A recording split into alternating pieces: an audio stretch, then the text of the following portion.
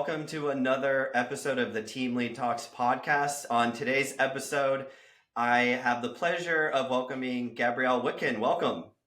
Thanks so much, Andrew. So excited. Yeah, so in case other people out there watching don't know, we're in the same office at TTR Sotheby's International Realty in Arlington, Virginia. I think we're two doors down from each other, right? So when we are in the office, it's always nice to see a friendly face. Totally. Yes. So let's just jump right into it if you're cool with that. Can you give us sort of a little bit about, your background, who you are, who you help, so we can learn a little bit before we get into the weeds here? Yeah, of course. I'll try to be as concise as I can. Gabrielle Witkin. I have lived in the DC area for about 15 years. Um, Moved here to go to college, studied biomedical engineering, went into IT consulting after school with one of the big top 5 global consulting firms. Did that for about 5 years and just needed a change. I did really well, but the climbing the corporate ladder just was not something I wanted to do long term. And so I wanted to move at the time, my boyfriend, but now husband. I'm like, let's just move to California. Uh, I'm so impulsive. I'm like, we'll figure it out. It'll be great. I'll go to business school. I'll be this biotech entrepreneur. And he's like, why don't you try something entrepreneurial before we just like uproot our whole life? That makes a little So bit of sense, right? totally logical. Yeah, Yeah. yeah. So, I'm like, fine, whatever. So I'm like, well, what can I do? And I enjoyed consulting, like at the one-on-one with my clients. It was just more so the corporate politics that I really didn't enjoy. So I'm like, well, what could I do where I could be working one-on-one with people and feel like I'm making an impact? Right. And I had always loved being in people's homes ever since I was a kid. It could be because my parents were in the military, so we moved around a lot. And Okay. so home just was always like a special place for us. So I'm like, well, I'll get my real estate license. If I don't like it, it's not like I'm spending hundreds of thousands on business school. Right. So got my license. And within 6 months, everyone's like, oh, you're not going to make any money your first year. And within 6 months, I was making more than my consulting salary. And I loved it so much. I Awesome. had a solid pipeline. And so I quit consulting and have been full time in real estate since end of 2018. Awesome. So you quit your cushy biotech job, right? And started doing the entrepreneurial, you had an entrepreneurial bug. And one of the things that it's always apparent or evident to me, like you wanted to go to business school and do all this stuff and spend a lot of money, like depending on where you go, right? And move across the country. But the barrier to entry into real estate is very, very low. You like take a test, you join a brokerage. It's pretty easy to get into. But that's awesome. I have a similar story. So right out of college, I actually started an internship with the United States Air Force, Oh, and wow.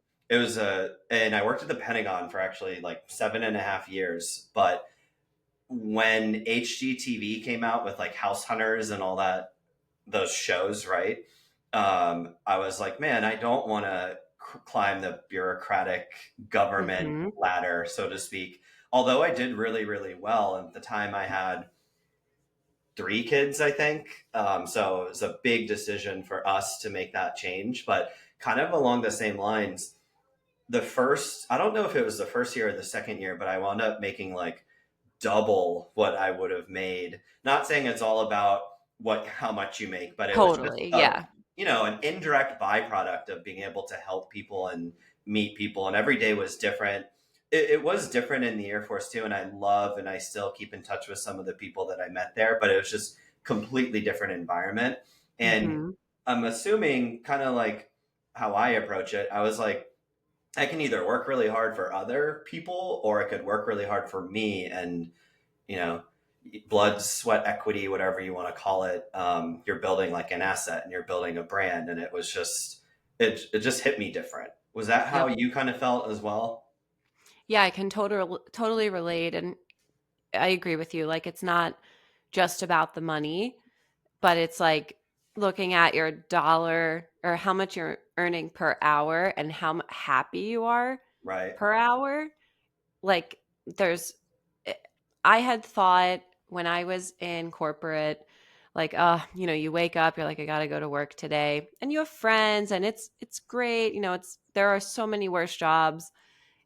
It was fine, but there's something that just hits different when you are a real estate agent and you genuinely love it. Like, I wake up every single day and I'm so grateful. I freaking love my job. Like, I'm excited to Yeah. do it. And yeah, not every part of it is perfect and we have to put out a lot of fires and deal with a lot of stuff. We're social animals having to interact and Yeah. sometimes be like psychologists or therapists for our clients. Yeah. True. Um, but I just love it. It's like we're like solving this puzzle for people in this process that can be so overwhelming and so important. It's like their greatest asset for many people. And we get to be a part of that. And it's just like I just feel like we get to like be the ultimate like life changers for people. It's just cool. Yeah. And I like how you're like so enthusiastic about loving your job because in all reality, there are real estate agents that I've worked with that I'm like, do you even like this job? Like, and you can feel that, and your clients can feel that if you like, and this is true not just in real estate, but in any job. When Hmm. you work with someone at a restaurant, you're like, I bet you they don't enjoy what they're doing as much as I do. So that's awesome. And I'm sure that comes in handy when your clients or your prospects that you're working with, there's an energy that you're emitting, right? And then they're going Totally. to want to because they see how happy and involved that you truly, truly want to be. They're going to refer you to people, right? And that's how you're going to grow your business. But I would love to get back to your first year where Hmm. you biomed, I'm assuming, comes with a really good salary and benefits and all that stuff. And you kind of surpass that in your first year. That's not true for everyone. I'm in Yeah. groups online all the time that I hear, and it's a, a lot of different variables here, right? Geographically, where we happen to be in the Washington D.C. area, where when the rest of the economy seems to be suffering in the real estate world, we tend to, just because of the government and contracting and um, where we are in the nation kind of helps us. But Hmm. there's a lot of people out there that are like, I've been in real estate for 6 months or a year and I haven't closed a single deal. But then I have people like you on this podcast and they're like, the first year I closed 40 million or 20 million. So can we kind of go back to when this started and kind of dive a little bit deeper? Because this is a subject that if you go in any real estate group on Facebook and LinkedIn, wherever you are, um, I know the industry is kind of turning and there's like competitive nature and multiple offers coming back, but we're Hmm. not quite where we were a few years ago. But how did you get your first client and kind of snowball the success in your first year? And then what year are we talking about, just so we have a frame of reference here? Yeah, 2018.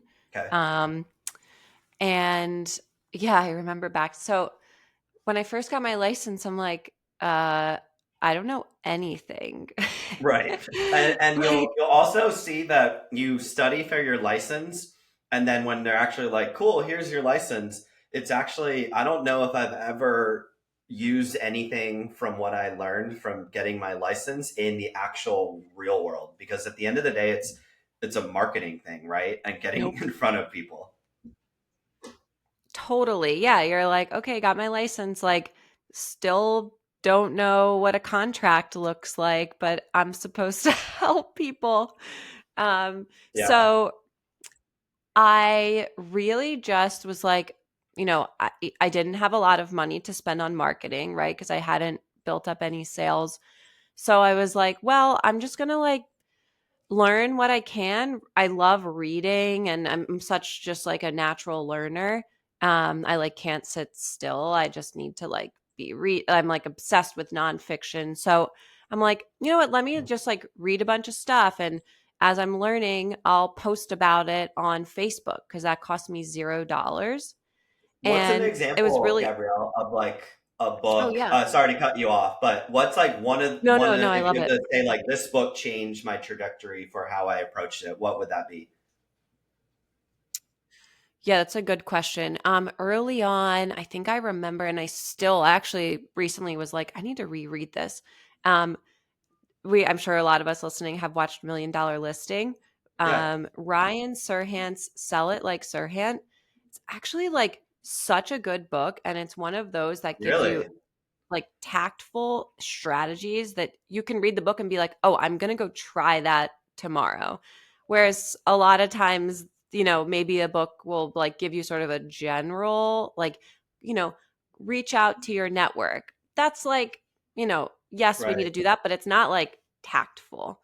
Um, so Sell It Like Sirhan was awesome. And yeah, when I first started, that was a year before I had read Ninja Selling. And then like Ninja Selling just like totally changed my life. And we can get into that too. But at first, I read Sell It Like Sirhan. I'm like, you know what? I would shadow people when I could. So I would go on a home inspection and I would like, post a photo or a selfie Right. and talk about like, important things to pay attention to on a home inspection. I'm sure if I went back and looked at my Facebook page, I would be like cringing at the Right. stuff I wrote. Me too. I'll admit that. But yeah, And I didn't realize it, but it started to like I started to brand myself as like an expert. Even though I really didn't have that much experience, I was still learning and hmm, sharing that. And so I think, without knowing it, providing value to people. And so I started to get business from people that were in my former consulting job because, and, it's the people want to work with who they know, like, and trust. right. So they knew I was a realtor now. They liked me because we had a former relationship. And then I could see like they started to trust me because I could converse and talk about, it appeared like I kind of knew what I was doing. Yeah, Um, and then I think the best way to learn in real estate is to like go through deals, right? yeah. You gotta go through something to learn how it works and then get better and better. And it's a repetitive Totally. thing, right? You obviously get better the more you do it. But for those early on too, like I hate using this statement, but like the fake it till you make it kind of mentality, you don't want to project any anything to your prospect or client that you're working with that you have no clue what you're doing. Hmm. So you kind of have to put on this facade of like, I know.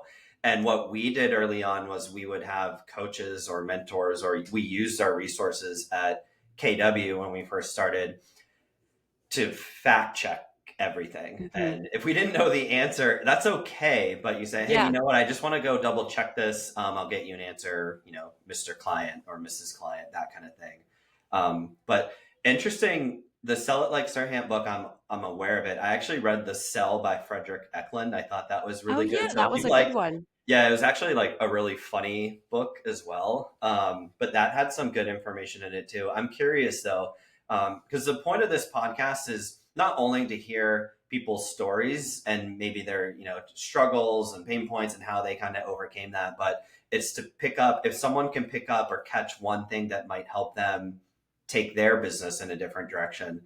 You mentioned the tactical actionable items from that book.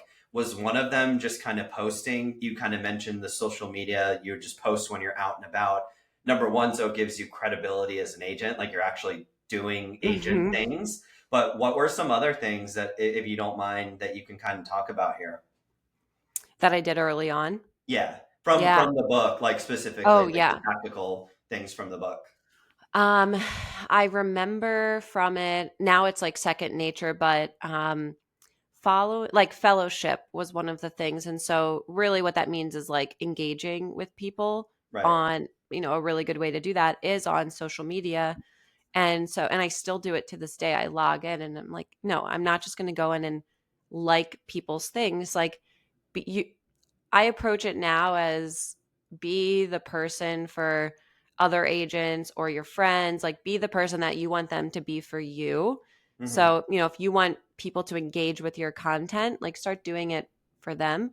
Right. And so that's what I did early on. Okay. I would get and I oh okay, I'm thinking back. I'm like 5 years ago feels like a decade ago. I didn't Um realize it was that long ago, so I don't mean to put you on the spot and no, test no, no, your that's 5 year okay. memory, but any like It's little kind of things that fun to might think help. back. I'm like, "Oh my gosh." Um, yeah, and so I actually started so there were 2 things. I was using Facebook, and then I was like, "Well, I wanna build community," because going from, like, a job where you have, colleagues to real estate, you're just a solo agent doing things by yourself. Right. I'm like, "All right, well, how do I do this?" So again, didn't have much money to spend on marketing, so I Yeah. created a neighborhood Facebook group, Cool. and I was the manager of the group, and it was a private group, so I did not let other agents in. It was more so for people in the community, and it was just a place for people to post, like, and at the time I lived in Capitol Hill, so you know um and I would ask questions, like, engage people, like, hey, I'm looking for a new dry cleaner recommendation. Does anyone have people they love? And then people love Awesome. giving Yeah. Yeah. Yeah. advice, and so it became this nice little group, and people then again would brand me because they would join this group, and then I would friend them separately so they would see my Facebook Cool. page. And so it was like, I wasn't asking them, "Hey, will you buy and sell with me?" They were just seeing me and, like, considering Top me of top of mind. mind. Right. So, Exactly. that's very interesting. I think Facebook groups are kind of all the rage nowadays, and there's all these strategies and coaches that are out there selling how to sell on Facebook and how to build Facebook and community. You sound like you're kind of ahead of the curve there, and you were doing it well before all the hype that, in my opinion, came out like the last 6 months. But Yeah. for those of you who might take that approach, and I think that's an excellent approach, you're establishing yourself as like the Capitol Hill expert by offering opinions and recommendations and staying on top of their mind. But how did you get people who are actually in Capitol Hill to join? That's the $1 million question, right? Like, how did you identify all these people? And then how did you Mhm. gatekeep? So to not let in people that might not live in Capitol Hill. Can you walk us through that? Yeah, and I'm sure there's like 10 other ways I could have done this. But I would do little meetups. So I'd be like, hey, there's cocktails tonight and live jazz at this coffee shop on H Street. So I would do that. Or I remember, like, sponsoring happy hour at this cool like cocktail bar. I would do these little events, and then people would come, and it was sort of like just word of mouth, to be Mm. honest. And Oh, wow. I would see every day, like, people requesting to be in this group. Cool. um and it was like I actually ended up getting my very first listing ever from this group. I remember the woman calling me, and she's like, "I know you're a Capitol Hill expert." And Cool. I'm thinking, like, "Oh my God, wow, this really works." Yeah. And she's become one of my most favorite people. I've helped her on multiple deals now, but it all stemmed from that group. And once you built I feel like sometimes people are afraid to do these things because it's like, oh my gosh, what if only one person shows up or two Yeah. people? And in the Sounds like beginning, I parties had I that. threw in college. Yeah, exactly. It's like, oh, it's such a failure if there's not 20 plus people. And Yeah. in the beginning, like, yeah, I remember having, I would set up a yoga class, and there were like 3 of us. But I got so much time with those 2 or 3 people versus, like, it's kind of like when we do an open house when it's so insane, you actually Yeah. don't get time to connect with anyone, I and you're know. there to, Right. like, Yeah. Yeah. get more clients. If there's 2 or 3 groups that come through, you have more quality time to connect. So I never look at it as a failure. I mean, the goal is to get more people there, but if there's, you got to start somewhere, and doing something is better than doing nothing. Yeah, I think the big part, and I love that you kind of like stuck it out, and I think that's the key here, like consistency. It Mhm. kind of just reminds me. I talk to a lot of like different coaches and people who have their job is ultimately to like get people in the room. Your job is to get people in your group, right? That's what you're trying to do to build this community. And they would tell me like, I'd be like, how do you have 500 people in this room and they're paying you? Like, you get to that level where they actually pay you to be in the room. But they're like, man, it didn't start like this. The first event I ever held, you know 20 people RSVP'd, one person showed up, or no people showed up, but I just kept doing it. And then, kind of like Mhm. you just said, when 3 people showed up for yoga, you had good conversations with them, and then word of mouth or referral kind of built your reputation that way.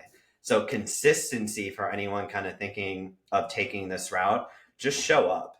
I did a Yes. post about this yesterday about just showing up and kind of like sticking it out and believing in what you're doing, right? And people Yeah. will start to pick up on that, and then they want to be able to invite their friends. We have something similar. Before we started recording, I was telling you I live in like the Delray Beverly Hills area. There's a listserv, kind of the same thing. Like, there's so many people on that, but I would imagine when it first started, with anything, like, you start with zero. You're the one person, the one member, regardless if it's an email listserv, if it's a group on LinkedIn, a group on Facebook, but just keep doing it. And what Mhm. I've been doing, kind of around your approach to like not just liking people's photos, I actually set aside in my calendar 2 15-minute blocks, one in the morning, one in the evening, every single day, Monday through Sunday, to go look and start communicating with people in our industry or that I'm following that we're friends. I And love I that. I think that's a big difference. Not to mention, you don't have to get into this part of it, but Facebook also likes to see that kind of stuff with their algorithm, that you're an Mhm. active participating member, and it all helps. And then if you can get people commenting on your stuff, that algorithm just kind of spits you to the top of people's feeds. But it doesn't start there. And I think No. think that's an important thing for people to realize. You don't want to look at someone who's been doing it for 15 years and be like, wow, they have, 10,000 comments and a million likes. Why don't I? We'll talk to Mhm. them 15 years ago and ask them if they had that. But what's the difference? Like, it's funny to say or kind of think about, but like, they just stuck it out and they did it day after day, week after week, and then it just snowballed and built into each other. It's so true. And you have to ask yourself too, like, what am I actually measuring? Like, do I care about the number of likes, or do I care about the business I'm getting from this post? Because Right. oftentimes, you could post something that gets 12 likes, but you have one person reach out to you and say, "Oh, hey, like, I love, how involved you are in the community. Would you mind talking to my husband and I? We're thinking of leaving the city and moving to the Yeah. suburbs." Yeah. And, like, that's amazing. I don't care about 12. It could have been 100 plus likes and no Right. business. So it's all a balance. And I'm trying to pay attention now to, like, sometimes I post something on Facebook and I get, you know, 20 likes. And other times I could post something that's like 400 plus like. I mean, it's like, Right. it just depends, but it's all a balance. And I would say, a lot of times the people who are actually engaging with me in DMs aren't necessarily the people liking my stuff, but they're all consuming it and they're all seeing it. Right. And I think kind of as like a secondary or a tertiary effect of what you're doing, Gabrielle, is when someone hears your name or sees your name or one of your signs in front of a listing and they go online, they're actually seeing you in the business, right? I talked about this on another episode, but Mhm. it's my biggest kind of like, what are they thinking kind of moment when you try to find an agent and you Google them and they have no social media, no, no website, no anything. And you're like, uh, are they still active? Like, well, I'm not gonna chase down this person. But if I went to yours, like, we're Yeah. friends and we follow each other, I see you in the field every day, and your closings, or you stand on a table and you do like silly things like that. You're a real person, right? And people want to see that, and they want to see you doing what you say you do so they can what know, like, and trust you. And then if it's a referral, it's already kind of like that pre-sold because people trust when they get referrals, but it just kind of all works together in tandem. So consistency, though, I think is the big thing here. You can't just post for a week and then complain if you don't have anyone reaching out to you, right? Yeah. And to your point too on that, this is something I'm focusing on this year. I heard this at Inman Connect, and it really just changed my perspective. Is if you try to be everything to everyone, you're going to end up being nothing to no one. Right. And I'm guilty of this too. It's like, oh, I need to be relatable to everyone so that I can help everyone in real estate. But like, we don't actually want to help everyone in real estate. And Yeah. we're not for everyone, and that's okay. So, how can I now speak to my target audience, the people, think back to a deal you did last year? Who were those clients? What are, what type of home? Maybe you want to target a specific home, or you want to work with more people like that.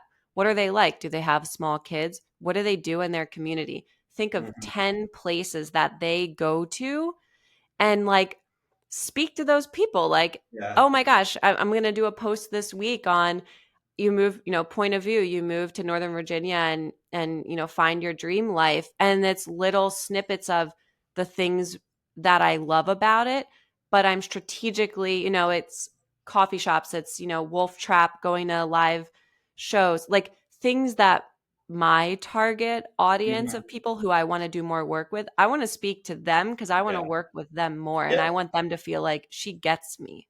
Right. That's resonating on a whole different level. Not only like can you help them, but personality wise, maybe you have the same interests, you're into the same things, right? So that just helps you when you're Hmm. meeting with these people for them to again know, like, and trust you because they found you at Wolf Trap or talking about Wolf Trap or being there and they're like, oh wow, I went to the same thing and that's a conversation starter, right? It's all about finding Totally. these connections. And I agree. I think in our business, it's way different than your business model. We're sort of like transactional where we're not necessarily like in Capitol Hill only Hmm. or in Delray only. I know agents that only work like Potomac Yards. That is their Yeah. little street, little neighborhood, and they have an amazing career.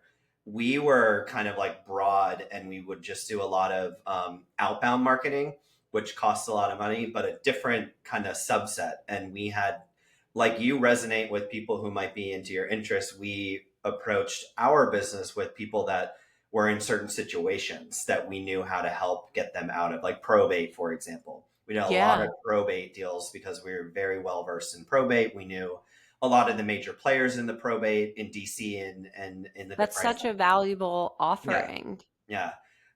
Probate also just happened to kind of be one of our main sources of our lead sources, I should say, because we were so well versed. And when we would have that conversation, they're like, "Man, you do know what you're talking about," but it's the same thing. So if we tried to be everything to everyone, we wouldn't have been seen as a probate expert, is where I'm getting at. So I Yeah. think that's a big piece of this. When you first start out, you want to cast a wide net because you want leads and you need deals and you want to do all this, but Hmm. think about that strategically. Maybe just focus on a neighborhood. The other thing, Gabriella, is like, don't be afraid of the Capitol Hill agent who's in Capitol Hill for the last 30 years. You never Oh my know. God. Like, Yeah. you can't be afraid I if have that such a is good your story mentality, on just this. get out now. Yeah. Like, you just have to take risks. You have to put yourself out there, get one client at a time, and just build your reputation because there are people in our world that have been doing this for 50 years sometimes, you know? Yeah. The very first listing I mentioned that I got from my Capitol Hill group, she interviewed 5 agents, and it was me again, didn't have a listing to save my life. Right, And the other 4 top agents, big names on the hill. And I knew that because I asked her, right. who else. I think we talked about it, but I remember her mentioning names, and I'm thinking, oh God, I'm up Right. against them. How am I going to compete with this person? Yeah. Yeah. And I'm like, you know what? I'm going to show up whether I get this or not. This is great practice Right. and I'm going to learn from this. And I just went into it with the mentality of um what I'm not someone that's just going to pitch you. Like I really love to listen and then listen for your pain points and then share how I can solve for those. Hmm. Um and so I did that and I had learned that she really wasn't in a rush to sell her home. And so I pitched, why don't we test it off market and if we get something great, but otherwise in the spring we can talk about moving everything out and then staging it. No one else suggested that to her and she chose me. She told me it was because I was the only one who did not push her and she didn't negotiate with me on my fee. I got it was 6% listing. My Awesome. first listing ever. Yeah. And I remember later after I had done more business, maybe a few years later, I was I got a call from or I called one of the agents who works on the hill for another property and he's like, I know your name. We lost to you and you had Uh, like no deals. Like, how did you get that? And I'm like, oh my God, how rude. But I just said, I listened to her. yeah. Yeah.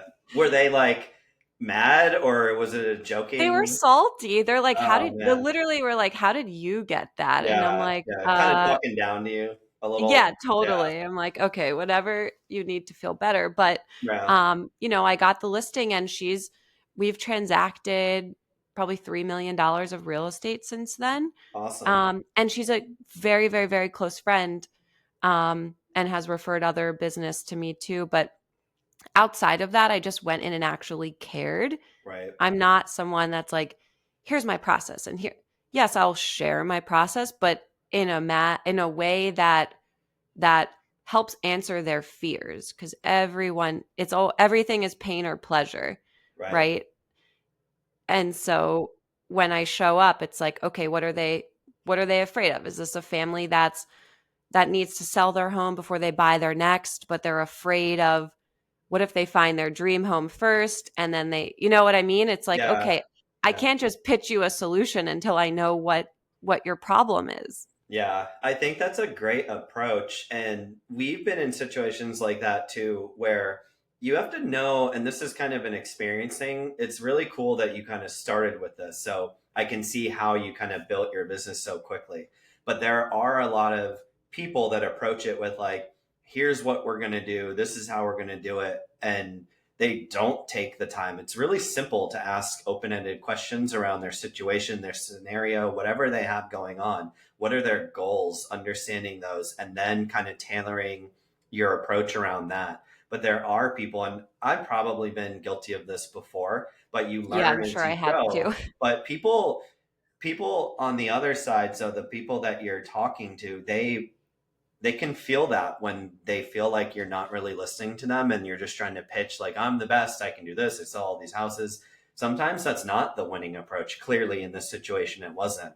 um, it's really funny, you kind of like lose sight of how easy it could potentially be when it's like, what's your number one approach to a prospect and trying to get them to know, like, and trust you? And it's like, I just listen to them. I let them talk. Yeah.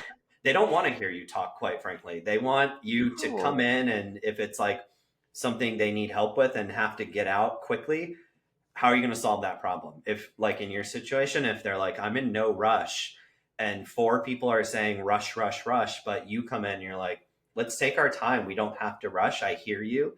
That's why you won Mhm. that business. 100%. And my coach taught me this, and I have her voice in my head. At the end of the day, the way people want to feel is, do you see me? Do you hear me? Do I matter? Right. And I really try to approach any of my business conversations with that. It is tough because active listening is work. And so Yeah. I definitely come home and I'm like, okay, I just want to be in quiet and just hang with my family and not have to be on. Yeah. But it's also just like, again, like this is a people business. It's so interesting to hear newer agents. It's like, I love homes. And like, that's such a small piece. Yeah. of this. Like we have to care about people, and then we're finding and connecting them to a product that Mhm. meets or exceeds what their vision is.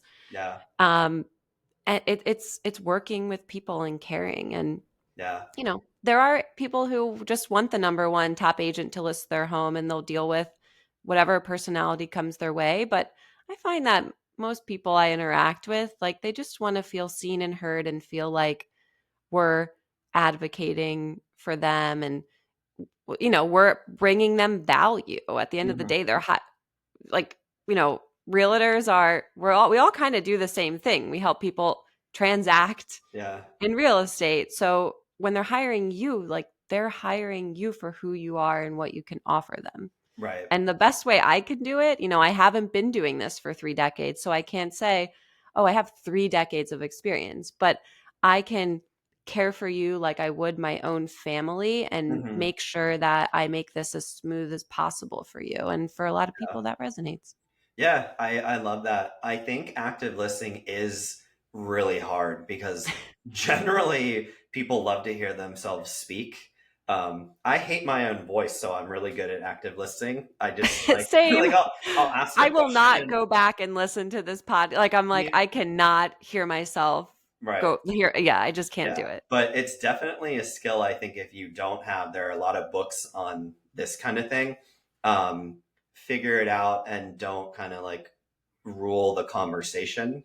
Obviously, it works, and some people, like you said, just want the number one agent because they want Yeah. the number one agent listing their home. But yes, I agree. It's way more. Obviously, you have to be ready and be experienced enough so when something does happen, you, the agent, are getting it taken care of in a timely manner. Maybe you're keeping them informed, but you're not worrying them, right? So they need Hmm. that level. But then again, it's like, do I want to work with you? Do I like working? And it's a two-way street too. Like, you want to work with the people that you're working with just as much as they should like working with you as well.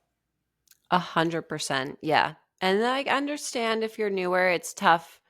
I talked with someone last week and he's like, wow, you actually are at a point where you can pick and choose the deals you want to do. And it's like, yeah, I mean, it's not that yes and no. It depends. Sometimes you're signing up for something that's going to be difficult, but maybe it's financially rewarding and worth your Right. time. So it's all about balance. But I also find that saying like, hey, I had this with sellers that I spoke with last week. I really liked them, cute couple in a neighborhood that I just didn't know well enough, and I knew it was going to be hard, uh, not hard, but like a lot of travel back and forth, and just probably not worth it. And I said, like, look, you deserve all the attention from your agent, someone who knows the neighborhood. Like, I'm actually not sure I'm the best fit for you, but I have someone who lives in your neighborhood.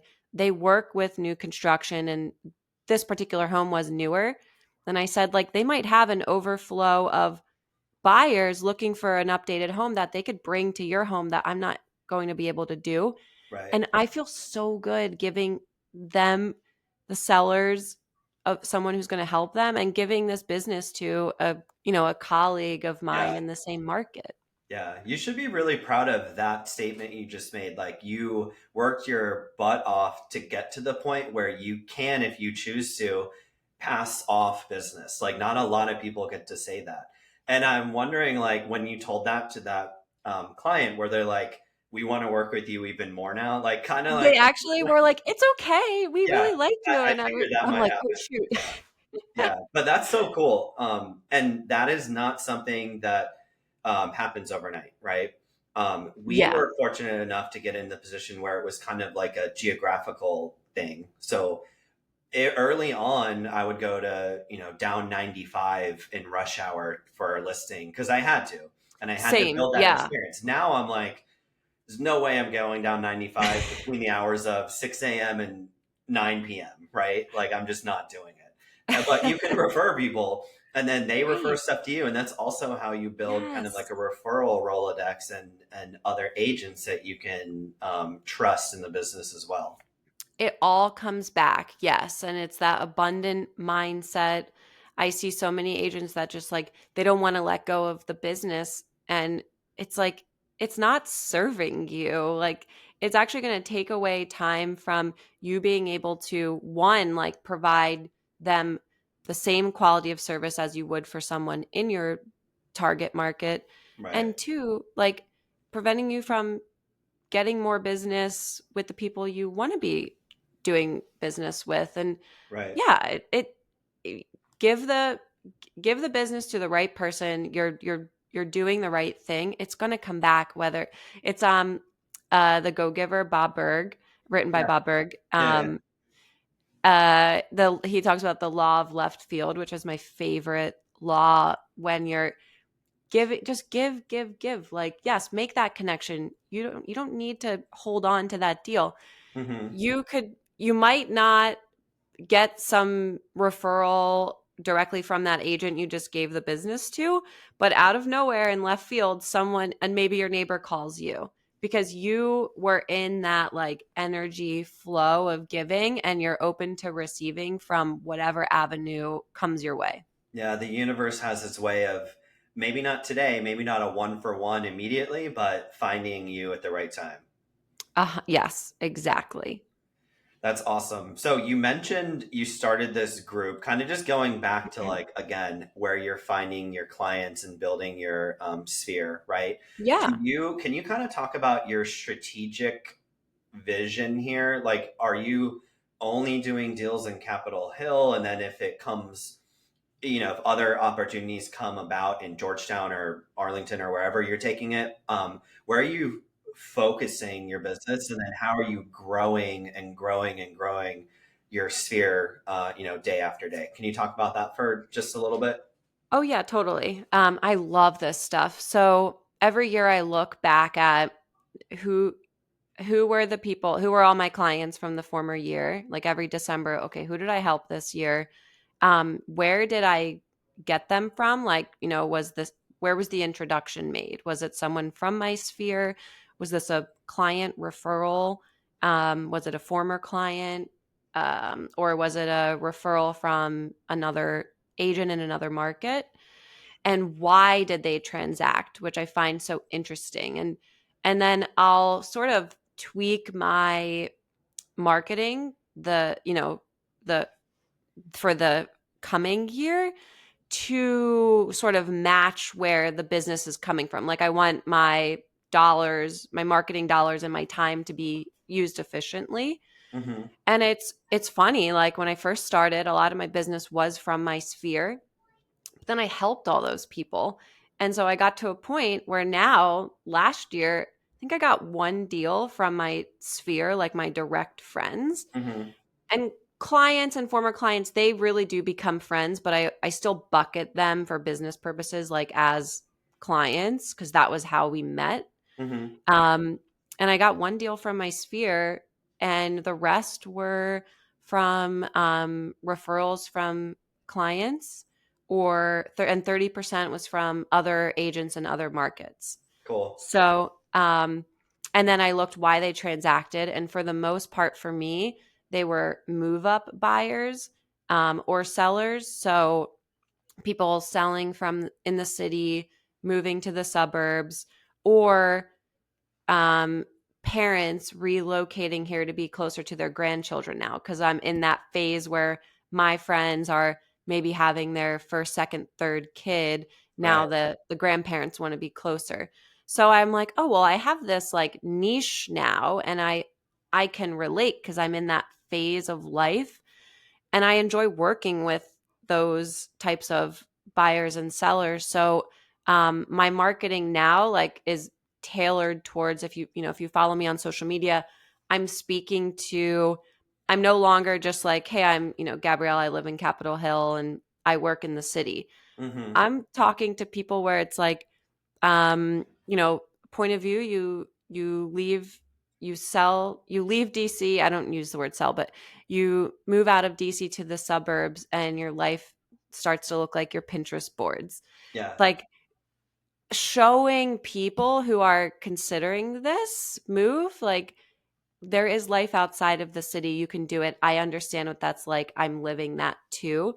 It's Right. that relatable side of it. So that's like one aspect of it. Of course, I keep up and I enjoy doing dinners and lunches. Social media has sort of helped me in that I don't have to give as much time to those one-on-ones Hmm. with people because I can connect with such a either broad or targeted audience, depending on what you post. And I'm getting, it gives me more time back with my family, right? Like you Yeah. have kids too. It's, we don't want to spend every night going out. Right. Right. Right. Um, so that's how I'm connecting with like my target client. And then of course, I'd moved to Arlington. I'm in a new neighborhood. So I'm farming my neighborhood for, a specific home, establishing myself as, I have the data, I know what's going on. And that's more of a long-term play, Right. but they're seeing my face on mailers they get. They're seeing me at the local coffee shop or when I drop my daughter off at preschool. So it's kind of like an ecosystem. I wouldn't say just you can't just post on social media, but it's like, okay, I've got social, I've got mailers, I've got maybe you do an event a quarter. Hmm. And then I'm focusing on growing my referrals from agents outside. And so that's part of the going to events. So I probably travel once a month to go meet with agents in another market, following up and following through with those people, cheering for them, sending them birthday cards, giving them pieces of value. So I am working. That's sort of a separate, or if someone's in another market and they're like, "Oh my god, I love this social media post," I'm like, "Use it for yourself. I don't Yeah. care. You can use my stuff if it's going to help you." Um, so, and then taking on some more speaking opportunities in other markets and get to share Cool. with agents. That was a really long answer, but it's like this whole ecosystem of marketing, and I'm just trying to focus on like what is the 20% that yields 80% of my business. Right. Yeah, that's cool. So that was a long list, but you do social media, which is free. It's just kind of like takes your time. But I think you're like Tony Robbins has the NET, like no extra time. So you're going to closings, you're going to inspections, you're going to parties, you're going wherever, and you're doing two things at once. You're snapping pictures, putting them on social media for free. It just takes your time, but you're there anyway. So you're not squandering that opportunity. I was really bad. Dan and I, who we ran the team together, we would always do stuff and then we would leave and be like, crap, we forgot to take pictures. Like, Oh this was no. a perfect opportunity to take a picture with like happy clients or like an Yes. event or whatever. So we were always really bad at that. So kudos to you to because again, I see you all the time posting about cool stuff that you're doing. But then it also sounds like you're doing paid marketing and farming your new neighborhood in Arlington. Yeah, yep. Okay. I really wanted to grow market share in my neighborhood in Arlington. I like the price point, and I live the lifestyle, so I feel like I'm able to provide value to them. It's that, I can anticipate what families are considering when they're wanting to move maybe from a townhome to a single family, Right. or you know what I mean, or from a condo to a single family Yeah, home. the I move up. Yeah. exactly. Especially if you're resonating and kind of showing people you just moved from Capitol Hill to Arlington for more space for you and your family, your growing family, right? Other Mhm. people want to do that as well. Can you give us an But it is example? tough. Like, I'm having to commit to, like, this year, I'm like, okay, I'm going to put it out there. Like, I'm the Northern Virginia agent. Let me help you from DC to Northern Virginia. I might not get people anymore who are looking for their dream home in the city because Right. I'm not marketing myself as that. So I've had to accept that and be okay with it. Doesn't, I still get those introductions to people, but I do worry a little bit like, oh gosh, if I'm not branding myself as the Hill expert, Right. are they going to just dump me and pick someone else? And you know what? I'm okay with it because it's going to open up space for the clients and business that I want to be in. Sure. But it's not easy. Like you're definitely when you say yes to one thing, you're saying no to something else. Yeah. Well, it's a risk and you moved, right? Hmm. You actually moved from one to the other. But do you still have your group? Are you still active in your Facebook like Capitol Hill group? No, yeah, so it's still going and it at a certain point it just sort of runs itself, Hmm. which is kind of nice.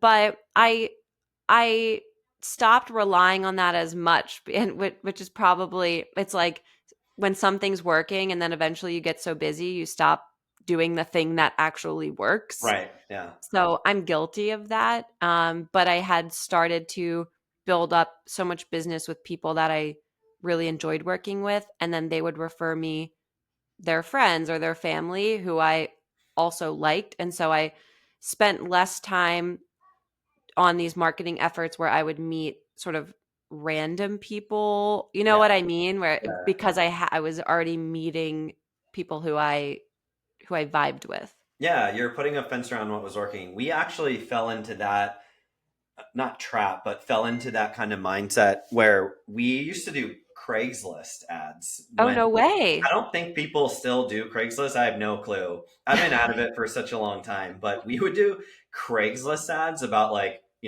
moving up or whatever. And we actually bought software that would auto post and it was like a killer because like no one really thought about that. And then we didn't have like the tracking mechanisms that we have today to see like you mentioned like at the end of the year you go and see where your business came from.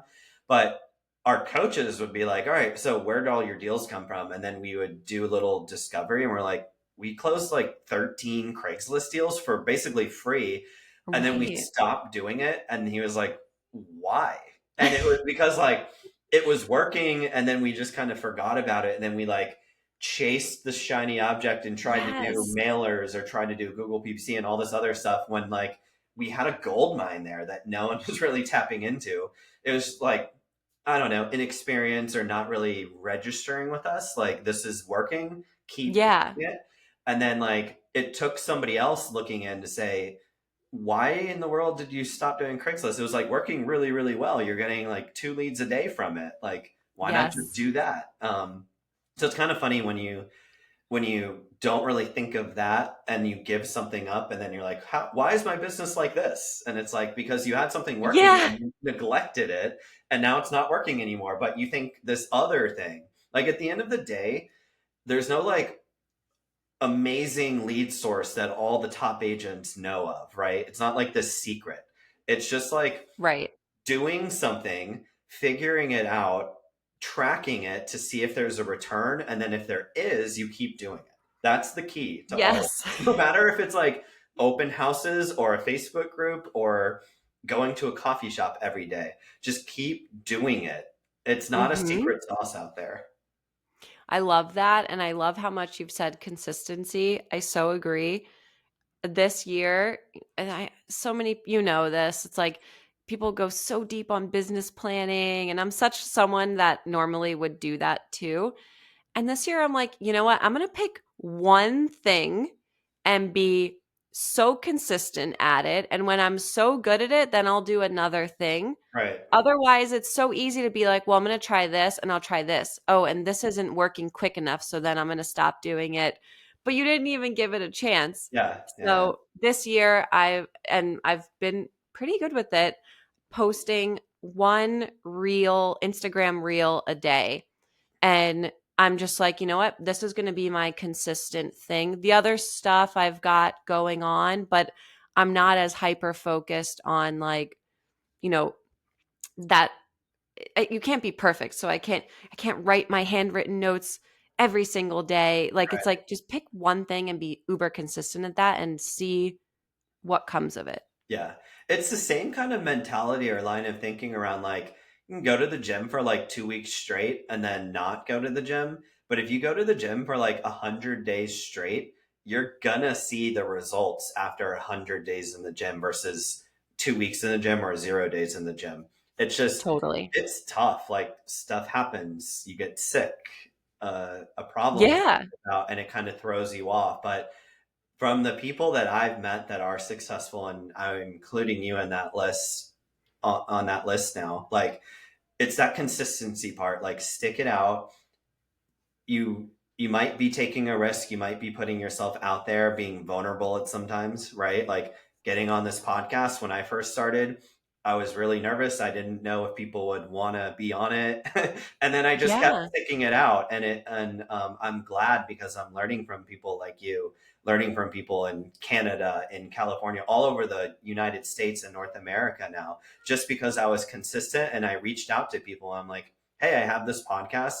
I don't have a billion users or a billion viewers yet, maybe, but just that consistency in every single aspect, just stick it out, keep going.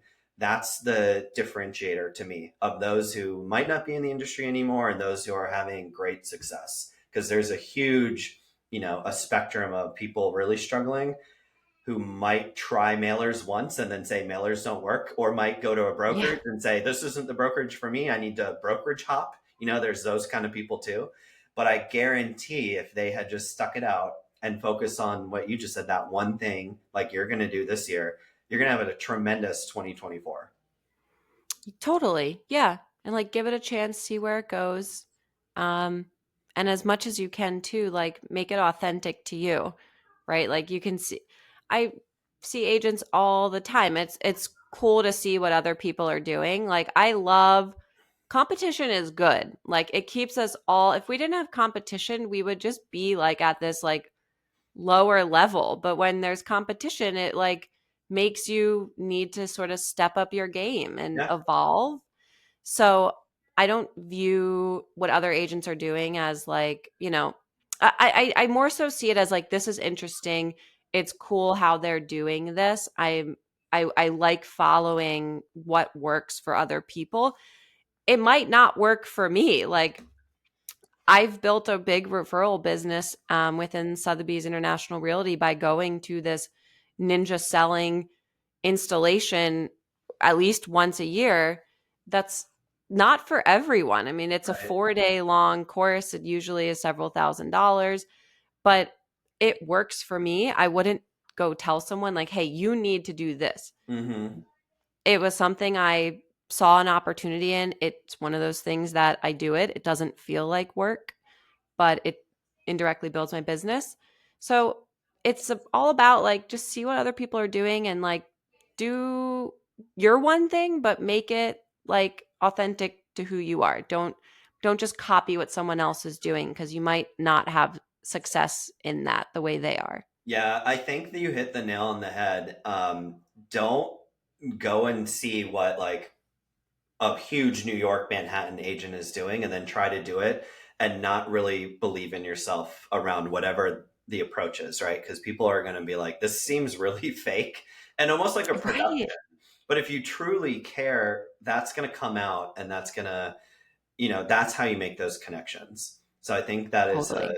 that's a great way to kind of come full circle here, Gabrielle. I know I'm taking up a lot of your time this morning, but you have a really awesome story and you have a lot to be proud of, and you built an incredible business. And I'm really proud to be able to say we're in the same office and we work together at Sotheby's. But if anyone So listening to cool. this can, pick up one thing from what a thumbs up, I guess you got a thumbs Yeah. up. If anyone can pick up just one thing that you kind of shared with us today, that's what I truly care about because it's all about passing the buck and helping out your colleagues in the industry. But people who might be listening to this who want to reach out to you, how can somebody get in contact with you? And we'll share this in the description as well. But can you share if someone wanted your services, how they would connect with you? Yeah, of course. I think the easiest way would be through Instagram. My handle, it's just my name. It's Gabrielle Witkin. Um, or email as well, which you can share in the notes. But yeah, if you reach out to me on Instagram, I'll get back to you really quick. Cool. Well, again, I really appreciate your time. This was a lot of golden nuggets thrown at us. Love your approach, love your business. So thank you so much for being with us today. Thanks, Andrew. Thanks everyone for listening. Yep. See you around the office. See you. All right. Bye.